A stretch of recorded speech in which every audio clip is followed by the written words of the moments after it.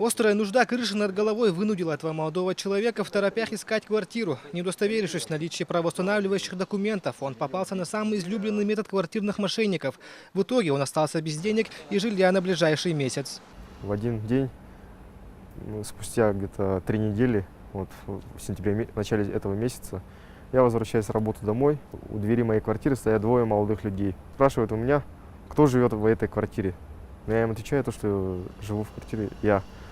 Они в недоумении взглянули друг на друга и спрашивают, а где Валера? Оказалось, что человек, представившийся хозяином квартиры, не являясь владельцем, собственноручно сменил замки дверей и сдал ее другому арендатору. Потерпевший не сразу понял, что стал жертвой, и упустил момент обратиться в правоохранительные органы. Всего с начала года правоохранительными органами раскрыто 3 случая квартирных мошенничеств из 4. Однако скромная на первый взгляд статистика может возрасти с наступлением осени, когда большинство граждан приедут из улусов на учебу и в поисках работы. Аренда квартиры является одной из распространенных схем заработка на рынке недвижимости. Поэтому всем участникам этого непростого процесса целесообразно заключать договора и использовать систему страховых депозитов, которые служат гарантом защиты всех интересов обеих сторон. Не нужно перечислять никаких денежных средств, никаких задатков, не видя при этом арендодателя.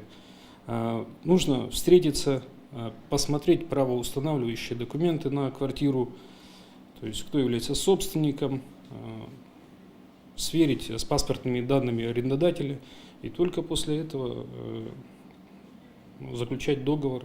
Жертвой квартирных мошенников может стать любой человек. Сотрудники полиции призывают граждан быть начеку и сразу обратиться в полицию.